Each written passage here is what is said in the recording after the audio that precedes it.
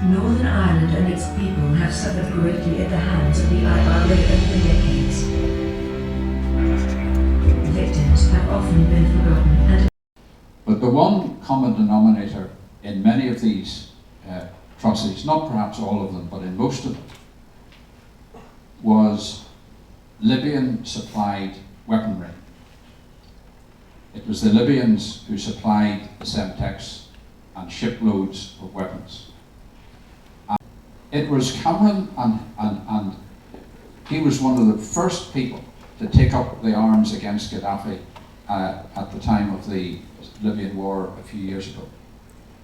And I said to them at the time, surely with the leverage that you have now earned, having got rid of Gaddafi, you can have influence under the new Libyan government to help create a situation where people who suffered throughout the United Kingdom, not only here, it wasn't simply a Northern Ireland only issue, because the Baltic Exchange, the Docklands bombing, all of those things could not have been done had it not been for Libyan supplied weapons.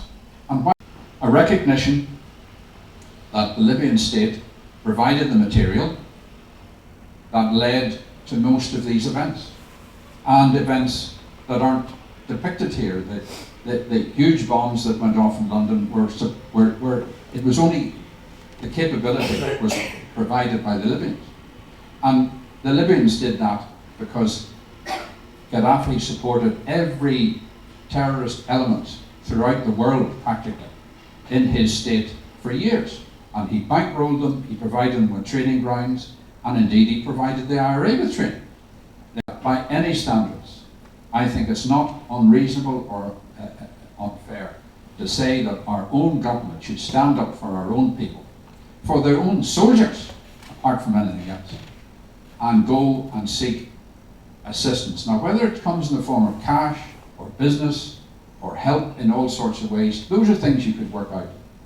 But why between autumn 2011, when Cameron wrote me that letter, and earlier this year when I got the reply, why has it suddenly changed that we're not, as a government, negotiating anymore? They said that in black and white to me. So I want to know, and I have a series of letters, I think I give away copies of all of them, over a period of time where, up until this point in time, I was led to believe that the government was engaged. And yes, people were taking private measures, but that was up to them, but the government was going to negotiate. So I think that we will persist and pursue this, because most of those events could not have happened had it not been for the provision of weaponry supplied by Libya. William has said, so these videos, the social media war is so vitally important that we are on top of our game and able to put out the true facts. That is why this is so vitally important. And this piece of work here, it's so important to keep it in the conscience of people. Like my youngest child is only 14, and I've showed her some of the work that Willie and Johnny Hudson and people like that have done, and they just simply can't comprehend, because they've lived in this relative peace, and they can't comprehend what our people went through in past years. And I've said before, in this hotel quite recently, my first exposure to the violence was as a very young child, coming down the stairs into our house and all the curtains pulled, a really hushed house, everybody speaking in hushed tones, and my Aunt Phyllis crying, and my mother trying to comfort her, and her brother Harry Edgar had been blown literally to smithereens of Rocker Mount. And they never got justice. The people who done that were never caught. And I think that's why it's so vitally important that we keep the memory of those people in our consciousness. But thank you very much for what you've done. I won't go on any further, but I'm really lifted by what I've seen here tonight. I think those who put together that quilt have done an excellent job to make sure that we don't forget the reality of what it was like to try to face the enemy, or to be an innocent victim of those who tried to bring this country to its knees. I'm just so proud, and for my father's memory, and with Margaret here as well, whose mother and father was murdered in the Enniskillen atrocity, to have the Enniskillen atrocity on your quilt. And again, on behalf of the Enniskillen families. I have openly, from the bottom of my heart, thank you all so, so much. And I know you personally, Willie, and others like you will keep the fight for innocent victims going. Thank you. I think in many ways, Willie, it was appropriate that Stevie said on behalf of families, because I'm like a number of others in the room, that I'm very fortunate I didn't lose someone to terrorism. But just watching that today, I think Farah's done an amazing job over the years in trying to catalogue what exactly has happened, and to realise that it's not alone a local audience that this needs to be advised to, but it also is a national and international audience. And I suppose when you watch that tonight, it doesn't need to be talked up. It's the truth. It's what occurred. It's stripped back very much so, and it's very, very effective in the sense of telling that story. But behind that, there's an awful lot of pain and a lot of hurt. And the ladies have no doubt that put that together. And the therapy that they would have had with one another as they did it, thinking of each of those atrocities and trying to put together the story of it all, would have been an immense task.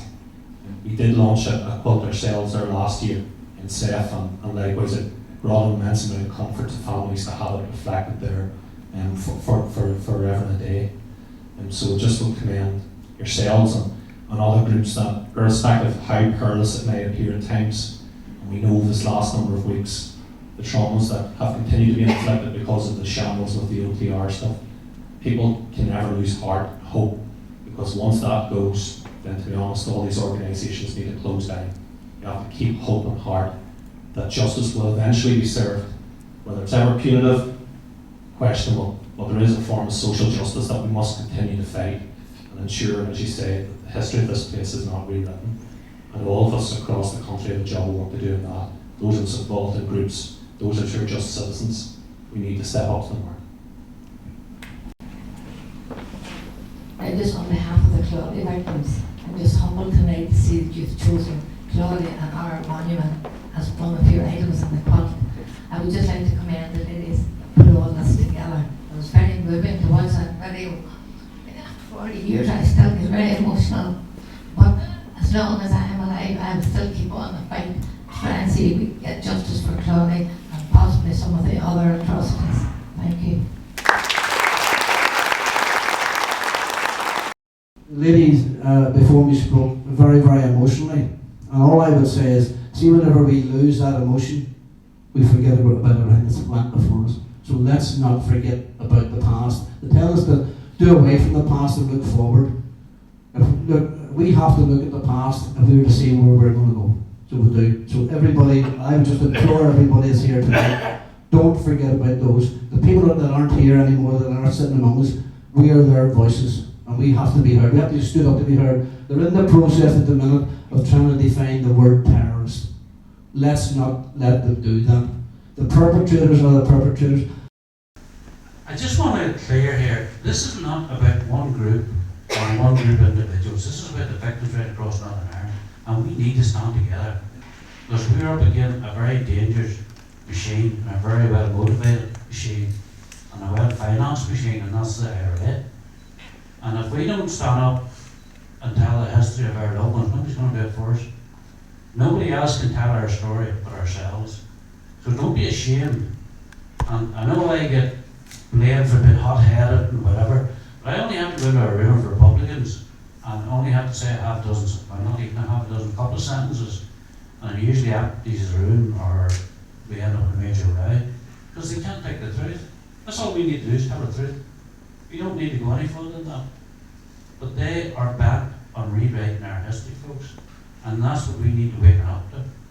Justice, in the sense, as Kenny says, I don't know what sort of justice we'll ever get, but we can never give up the right to have justice. Once you give up that, you've justified the one to hear of one. And I want to say here tonight, when I look around this room, I've always tried to say this for years. Whenever people like myself went out on duty, the heroes were the women who were sitting at home, the mothers, the wives.